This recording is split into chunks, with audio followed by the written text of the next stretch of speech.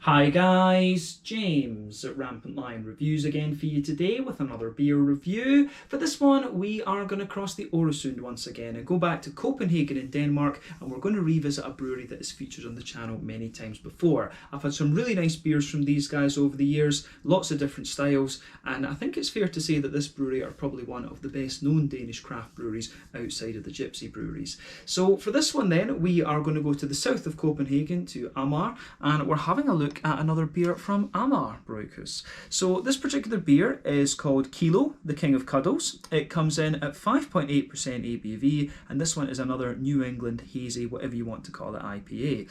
So yeah, we got this beer here in Sweden as part of the Lokal Småskalig assortment through Systembolaget for March of 2021. I think it was released maybe a month or two prior to that in Denmark, but of course it does take a little bit of time for the beers to get over here to Sweden because of paperwork and things like that. But yeah, Amager Bryghus are one of my favourite Danish breweries. I always keep an eye out for the new things that they're releasing, and I'm hoping that I can get a can of the batch 2000 at some stage soon, because I really enjoyed the batch 1000, so 2000 I really need to get a hold of. But yeah, I've had some awesome IPAs from these guys over the years. Batch 1000 is probably one of my favourite ones, along with Arctic Sunstone and Winter in Bangalore, and then of course they're very good when it comes to the Imperial Stouts as well. Herr Fredriksen is a little bit of a Danish classic in my opinion. But yeah, always nice to try the new beers from these guys, and fingers crossed this one is as good as some of the others that we've had. So yeah, let's go for it then and see how we get on. So as always with my reviews then, I'll tell you a little bit about the brewery before we taste the beer. If you want to get straight to the tasting, just fast forward. All the usual links are in the video description below. That's the brewery website, the link to my other reviews that I've done from Amager Bryghus before, and we will no doubt return to these guys at some point again in the fairly near future. But there's all the usual social media down there. If you want to see more reviews, do please consider subscribing to the channel. The whole channel of course has a geography based tagging system, so you can go into the homepage and search for beer based on country, city, state, county, province, prefecture, whatever it is you happen to be interested in. Do check out the playlists of beers from different countries. There is one there for all the Danish beers that I've reviewed for you. That's being added to very regularly because I live very close to Denmark and I love reviewing the Danish beers because they're great quality, so do check them out. And as always, please do get in touch and let me know some of the other beers and breweries that you guys would like to see me review. It's always great to hear from you guys that are watching the videos, and the support that you show the channel is hugely appreciated. So anyway, to tell you a little bit about Amager Bryghus once again then, onto my brewery notes. So as I've mentioned to you many a time before, Amager Bryghus are based in Kastrup, or the Amager area, in southern Copenhagen in Denmark, and they're probably one of the best known Danish craft breweries outside of the likes of Mikkeller and Toøl.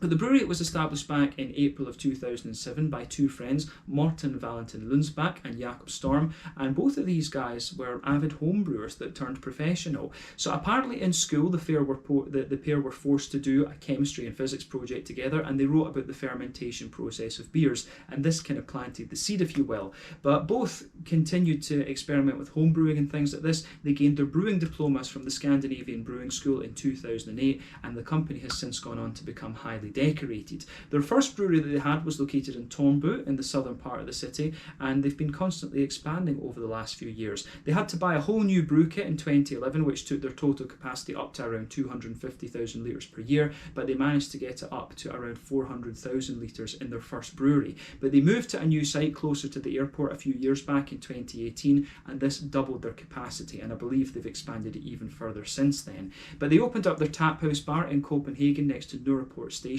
in March of 2019. I've been there once, and I will see about filming an out and about video there the next time I go across to Copenhagen. We need to see how this whole COVID-19 thing goes, of course. But they've also got another bar down in Amager called Bready as well, so I will need to go and check that out actually. I do like the Amager area in Copenhagen, so might end up living over there at some stage. We'll just need to see. But as of March 2021, when I'm reviewing this beer for you, these guys have produced around 285 different kinds of beer according to Untappd. They're a very prolific brewery, and I've had some really nice beers from them over the years. As I said, you know, my first beers from these guys were the West Coast IPAs, then some of the big Imperial Stouts and stuff like this. I've had barley wines, I don't know if I've ever had a Scotch ale. No, I have had one Scotch ale from these guys, come to think of it. I think that was called Red Cap, if I remember rightly. But yeah, I've had some really interesting beers from these guys over the years. One of the Danish breweries that I always look out for when I go over to Copenhagen to see what they've got. And so yeah, I would recommend that you guys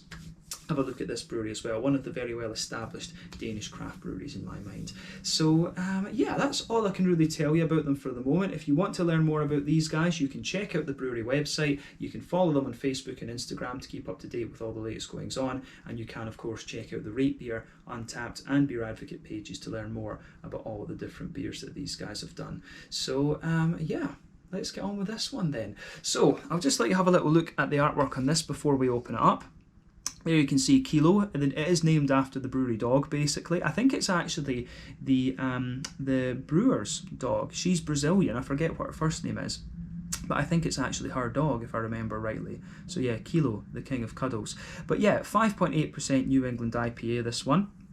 And it's always, you know, these Amager beers always have these little blurbs on them. There you can see the brewery symbol there, but on the side this one says, if you have a close relationship with our brewery, you probably know there is one thing that makes us better than all the rest. It isn't our beer to our dubious morals, nor the great taste in music of our brewer has. If you've ever set foot here or even browsed our Some, you know that we have royalty among us. The king of all kings, the ruler of our hearts, the master of farts, Kilo Snoutsy Pants. You may see him as an over-enthusiastic host, or as the ultimate eye candy, maybe even a conversation starter, and possibly the only cool member of our team. And he is all that, but so much more. Behind that overwhelming handsomeness and the world's most beautiful eyes lies a soul that is almost as hungry for life and love as it is for balls, nugs and naps. A book could be written about this little floof, but we went for a beer inspired by a warm, cuddly personality, and a Snout Juice IPA was born. Pillowy as he likes his bed to be, since he understands the concept and use of cushions, juicy as his snout always is, and with enough character to remind us all that there's more to life than being really ridiculously good looking. It's our small tribute to the best dog there ever was, the best friend we will ever have, the greatest employee we ever hired, and now personally the love of our lives. The king of Cuddles, of Boops and of Amager Bryghus, the one and only Kilo. P.S. We love all boofers and we believe everyone is right to think their dog is the best doggo. Please enjoy this beer with him or her, but make sure to find an appropriate beverage for your canine as they're allergic to hops. P.P.S. Long live King Kilo. So yeah, nice wee tribute there. But the malt base in this one is Pilsner and Carapils malts with a bit of wheat and oat in there. Flaked oats are in this one, and the hops are Amarillo, Citron, Simcoe, so we've got a lineup of the three classic high alpha acid American hops. Amarillo coming in about 12%, lovely big oily orangey notes. Citra's a little bit higher at 13 or 14% alpha acid, and that gives you a kind of juicy mango and a little bit of a citrusy quality. And Simcoe is about 12% alpha acid as well, and gives you a nice kind of passion fruity note, and it will be quite a soft passion fruity note when it's in a New England IPA. But yeah, 440ml can this one, black top, and I think I paid about 50 Swedish kroners for this, so a little bit more expensive than the Swedish beers by a few crowns, but you know, it's you're always going to get that. You pay about 10 kroners, €1 extra for the import beers, because it's a private company that imports it into Sweden, of course, to sell to Systembolaget and the restaurants and things. But yeah, beautiful artwork on this one, as always. The artwork, I forget the guy's name. It's usually on here somewhere. No, there we go. So the artwork on these ones, Simon Hartvig Dalgard. Yeah, one of the last beers that I had from them was dedicated to his new baby that he had. But yeah, Simon does some really beautiful artwork on these Amager Bryghus beers, so that's always worth paying attention to as well. I've kept a few of the cans from these guys for my display when I move apartment, and those will all be behind me. But yeah, 440ml can, as I said, about 50 Swedish kronor, so about €5, about £4.50 sterling, maybe about $5.50, $6 American. So yeah, let's get this guy out and we'll get on with the tasting then. Curious to see what this one has in store for us, because it has been a good few months since I had an Amager beer. I think the last one was Damascus Steel, which was a big beast of a barley wine. I forget who that, I can't remember if that one was a collaboration or not, but it was a beautiful beer nonetheless. From what I remember, it's quite rare to actually get a beer that is only brewed by Amager Bryghus. They do a hell of a lot of collaborations. So yeah, I've been introduced to quite a few interesting American breweries through their collaborations with Amager Bryghus. So yeah, that's pretty cool. But to get a beer that is only Amager is a little bit rarer. It was actually quite difficult for quite a period of time, but I think it's a bit easier now. But yeah, as you can see, and as you would expect with this one then, it's poured a lovely, I would say bright, rich yellow kind of colour. You would expect that from a New England IPA. It's also poured with about a half finger of a frothy, I would say perfect white head. That is fading away to be a very thin foamy layer just now, but it's going to leave a nice big ring around the edge of the glass. There's one or two big bubbles sticking towards the side of the glass, a few little ones going up towards the bottom of the head there. But I mean, overall, it does look very nice actually. So yeah, it's got an impressive level of haze on it for a 5.8%er actually as well. We have to say that. But remember, the colour of these beers is dependent on a couple of things. One, the type of malts that you use in the first instance. Then two, the length of your wort boil. The longer you boil the wort, the more the sugar is caramelised, thus you get a darker colour of beer. But it is dependent, the end result is dependent on the malts that you use in the first place. Adjuncts and barrel aging can play a role, of course, but they aren't at play in this particular beer. And the level of haze in a New England IPA depends on the oat and the wheat ratio, and I think the yeast can also play a bit of a role too. But like I say, quite an impressive level of haze in this one for a 5.8%er. One of the kind of soupier and gloopier ones that I've come across at this percentage alcohol actually. So yeah, certainly looks the part of a New England IPA. Colour wise, as I say, a very rich yellow, and I would compare it to mango juice. I always enjoy comparing the New Englands to different kinds of fruit juices. But yeah, nothing particularly surprising about the beer in terms of its appearance when you consider what style it is. So let's crack on and have a little look at the aroma then and see how we go. That is very nice. Very familiar, but you know, just a really very, very nicely executed aroma, I have to say. So yeah, the aroma of this beer comes across very, very nicely actually. So yeah, interesting. Where to start with this one then? So we'll go with the malt base as we always do. Now, as I've told you in previous reviews, I think that there's kind of 6 directions you can take a New England IPA in. They can be a little bit more kind of yeasty and farmhousey. They can be sort of rye, kind of rye and grainy leaning, wheaty and bitey, oaty and creamy. What we missed, wheat, you know, sort of barley malt leaning and a little bit more kind of soft and bready. Then these days you're also getting ones that are a little bit kind of brown sugary leaning and sweet. But usually you get quite a few elements in different ones, and it varies from brewery to brewery, of course. But for me, this one is quite interesting. On first impression, I'm getting quite a little bit of wheat out of it. It strikes me as a kind of more bitey leaning New England IPA. So I'm curious about that. It was always Trillium, I remember, were the more kind of wheaty and bitey ones, whereas Treehouse tended to be a little bit more kind of oaty and creamy. But yeah, this one, it's when you first smell it, it's got a little bit of that wheaty bite at the back of the nose, which I think is quite interesting. But you've also got a really nice, just kind of soft bready base to it, and you get more and more of the oats coming out of this one as you kind of progress further into the aroma as well. You can definitely smell a little bit of the crispness of that Pilsner malt in here too. So I do like that about it.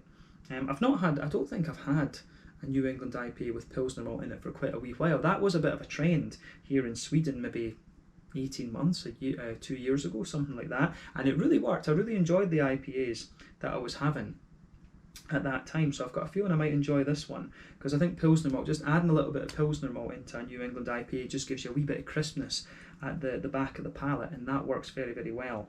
But yeah, like I say, a good soft white bready base in the middle of the nose. You can smell a little bit of the kind of thicker oaty kind of notes off that. It comes, you know, it's got a little bit of that kind of powdery oaty thing, and you just get a little bit of the sweetness out of it too. But you can smell that kind of Pilsner malty crispness in there also. You do get a wee bit of a biscuity quality out of this one. Quite a few of the New England IPAs I've had in recent times have a bit of a sort of Werther's Original kind of butter candy sort of brown sugar out of them, but this one to me comes across as more distinctly like McVitie's Digestive, biscuity like actually. So that's kind of an interesting point. This one does take me back a couple of years in terms of the style, which is interesting. So it's interesting to see how these styles kind of just evolve over time. But yeah,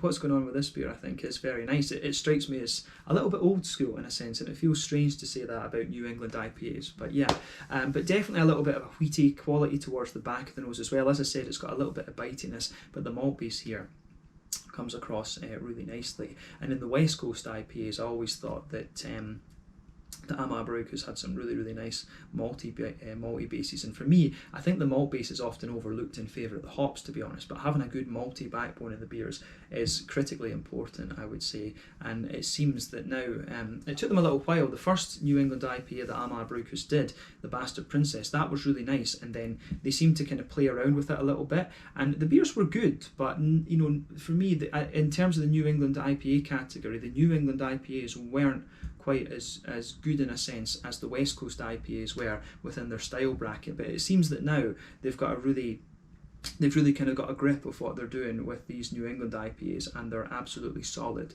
So yeah, in the last couple of ones that I've had from them, they've been really nice. So yeah, but that's not surprising. I think the brewer that they have, she actually used to work at Brewski in Helsingborg here in Skåne in the south of Sweden. So she's a very experienced brewer, and she knows what she's doing. Yeah, they've really got it down with these New England IPA malt bases now. I think they're kind of spot on. But yeah, this beer smells absolutely lovely. So definitely take a bit of time to ponder it over. On the hoppy side of things, there's a teeny little bit of earthiness in there, but not a lot. Nice big kind of floral components. I wouldn't say that the floral side of this beer is overly pungent. It's got a nice little bit of brightness to it, but it's not really got a spiciness or anything like that. It's just really nice and kind of bright in a sense. Then at the front of the nose, you've got a little bit of a kind of grassy, zesty character coming out of the beer as well, which I can really appreciate. I really like how this beer kind of pieces itself together. It's really solid. But on the fruity side of things, it is exactly what you would expect if you know these hops. So you can get a little bit of a stronger passion fruit out of this one, and that will be the Simcoe and the Citra both mixing together, I would say. Lovely soft mango. You can detect some of the apricot-y notes in there as well, but then you get that big kind of oily orange from Amarillo as well. So all three of these hops are kind of showing their head in this beer. One thing I've noticed in recent times, because Amarillo seems to be making a bit of a comeback, it kind of disappeared for a while in favour of Mosaic, much as Simcoe did when Galaxy appeared on the scene. So it's nice to see these older hops coming back a little bit. But with this one, you can definitely, I'm noticing, when I have beers with Amarillo in them these days, there's a little bit more zesty character to Amarillo than I ever realised before. But yeah, oily oranges, nice little bit of apricot in there, some soft mangoes, and a little bit of a more pungent passion fruity sort of thing. So yeah, I really like how all of this goes together. So yeah, the aroma certainly gets me curious about this beer, so I think it's about time that we have a taste of this one and see how we go. So yeah, this one is the Kilo King of Cuddles, a 5.8% New England IPA, a tribute to Kilo the brewery dog at Amager Bryghus in Amager in South Copenhagen over in Denmark. Let's get stuck into this one. Slanja, skål, cheers, awesome to have another Amager beer to review for you here on the channel. Skål.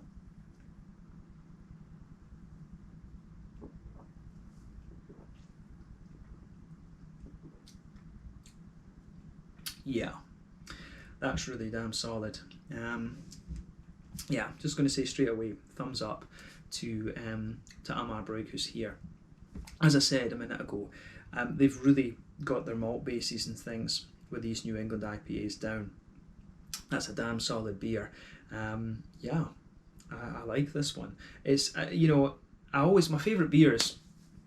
One of my favourite IPAs I think I ever had from these guys was Arctic Sunstone, although I think that was a pale ale. I think that one was a bit lower in alcohol. It was about 5% or so. And that was the thing, you know, Amager Bryghus were very capable at the higher ABVs in the IPAs as well, but they're also kind of proven themselves at the lower ABVs too. So yeah, this one, it's almost like it reminds me a little bit, because it's got a good bit of orangey it's got a good little bit of orangey character to it. It does remind me of an almost New England. It makes me think of a New Englandy version of Arctic Sunstone. So yeah, it's interesting. Maybe this is their New England equivalent, but it's certainly a nice beer for sure. It would be a bit of a, you know, the one thing about Amager Bryghus is that they are pretty prolific. It would be a little bit of a shame if this is only a one-off, but I think they brewed an extra batch to send over here to Sweden. But I think that's you know, that is a really solid beer. If they were going to have a core range New England IPA, I think this one would be a pretty strong candidate actually.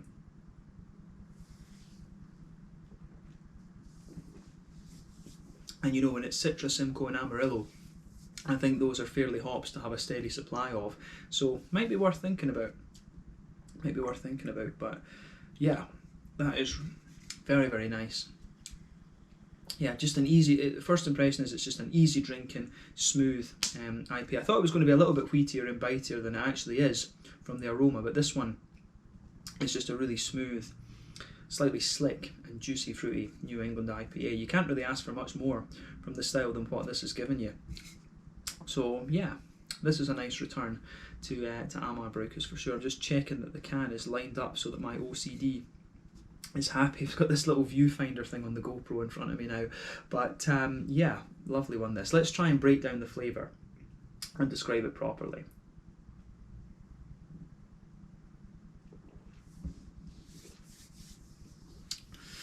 So yeah, the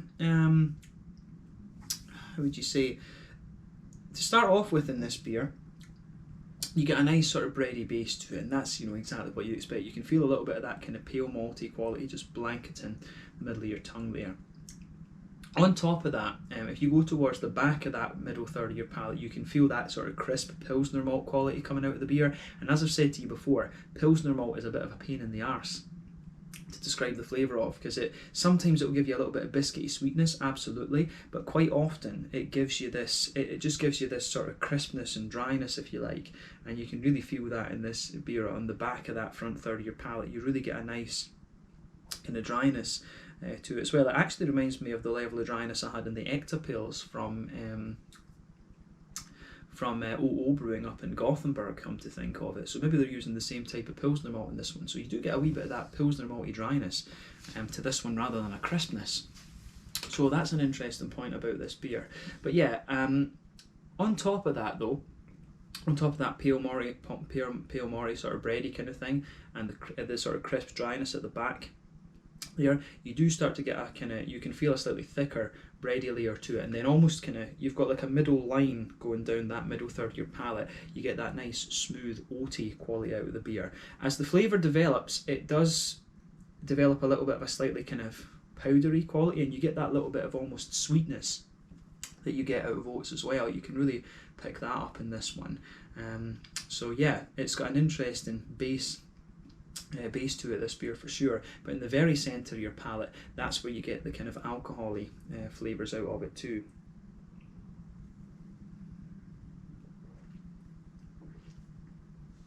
So yeah, there is a little bit of an alcohol-y flavour coming out of this one for sure. You can pick up a wee bit of a sweet, you get almost a little touch of sweet caramel in the centre of your palate, but you can feel that sort of biscuity sweetness as you move out from the edge of it there. A lot of, you know, alcohol tends to come out as a sort of brown sugary flavour in beers, but you can taste that Pilsner malt just giving you that little bit of biscuity quality on top of the oatiness there. But yeah, that malty base I think is pretty damn spot on, to be honest with you. So we have to say thumbs up to Amager for that.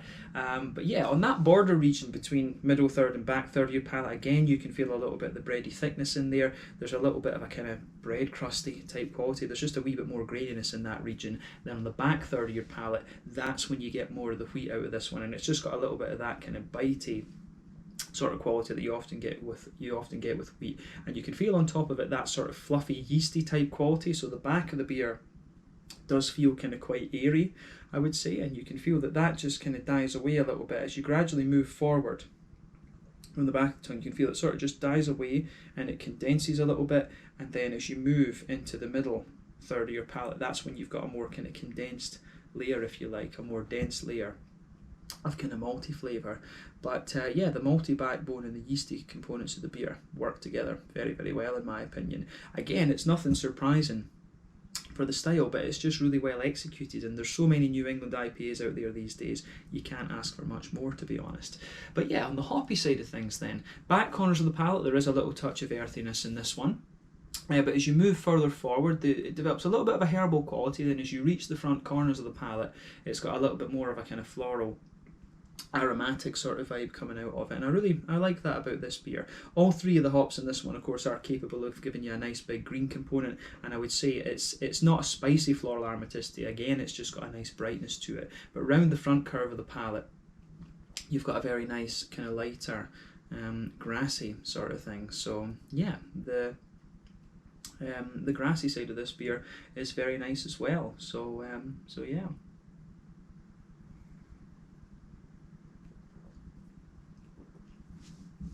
So yeah, the green component I think works really well. But let's focus on the fruity side of the beer then. So yeah, on that border region again between middle third and front third of your palate, you can feel a little bit of a slightly more doughy, bready kind of thing in there. Then there is a wee bit of a bread crusty quality. Again, you just get that little graininess, and then the base of that front third of your palate is a little bit, you can feel almost a little bit of the Pilsner malty crispness in there, which is quite interesting. But you do get that kind of smooth, you do get a little bit of that smooth kind of that pale malt kind of quality in there too. So yeah, that's the base that's sitting underneath the fruits. But at the back of that front third of your palate, you do get a little bit of a stronger passion fruit, which is more likely to be Citra, I think, and it mellows out a little bit, which is more of the Simcoe, I would say. Then you start to get the mangoes. I mean, the back half of that front third of your tongue is about the tropical fruit, but there is a fair wee bit of pungency to the passion fruity notes in this beer, which is quite interesting. But then if you move on to the front half of that, front third of your tongue, you do get a more kind of oily, orangey kind of vibe out of the beer, which I very much like. But yeah, you get the Amarillo oily orange coming out of this one, and you can feel, I really do notice the zesty qualities of Amarillo in a way that I never did before. So it's a little bit of an enlightenment in that sense, what I've had with Amarillo recently. But yeah, it's a solid beer, this one.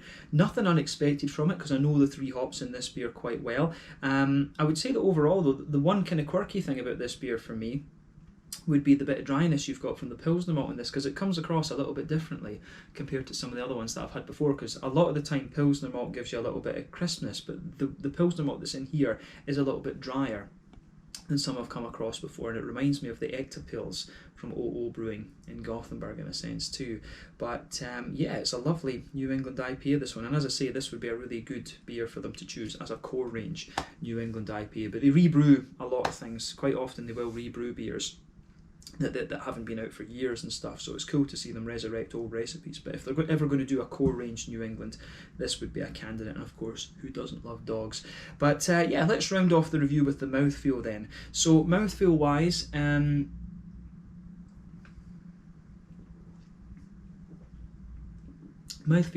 it's it's kind of top end and mid-bodied for me. Carbonation's nice and smooth. It's got a little bit of oiliness to it as well, which I think helps bring out the fruity characters of the beer. A little bit of slickness too. The mouthfeel for me is spot on with this one. On the hoppy bitterness side of things, I think this one feels just a little touch more bitter. I would be tempted to say 40 IBUs with this rather than 30. It does just feel as if there's a little bit more bitterness to this. But remember, IBUs are my weakest point of reviewing. It's, I'll say, I could turn around, I'll say that this is 40 and I'll end up being about 60 or something like that. It's just kind of how it goes. But yeah, the malty base, like I say, is really nice. A little bit of dryness to it, but a little bit of crispness as well, which gives the beer a bit more drinkability, but a lovely smoothness and a slight touch of sweetness also. Then you've got a lovely mix of juiciness, tropical juiciness, and a bit more of a sort of citrusy, oily quality coming out of this beer on the fruity side of things, and the green component is nice and bright as well. So yeah, this is a really solid New England IPA. Could potentially be one of my favourite New England IPAs that I've had from Amager Bryghus. It's hard to think of the different ones that I've had. I think it was one called, the last one, as I say, was the one that was the baby, then the Bastard Princess, and I've had a few others in between. But I really like this one, I have to say. It's hard to compare, but I really do enjoy this one. So I think we can leave the review there. Very solid candidate for an Amager Bryghus core range New England IPA. So yeah, let's leave it there. Once again, thank you for watching my beer reviews. Until the next time, please like, subscribe, share, all the usual YouTube stuff. Let me know your own thoughts on this beer in the comment section below. Let me know what your favourite beers are from Amager Bryghus. We will no doubt return to these guys at some point over the next few months, and we'll see what other beers we can unearth from them. I need to try a few more different styles from them, I think. But yeah, this one was Kilo, the King of Cuddles, 5.8% New England IPA, really nicely done, and I look forward to my next Amager Bryghus review. And do let me know some other Danish breweries and things like that I should be checking out. Slàinte, Skål, cheers, check out my social media, check out Amager Bryghus, and I'll catch you guys in the next review.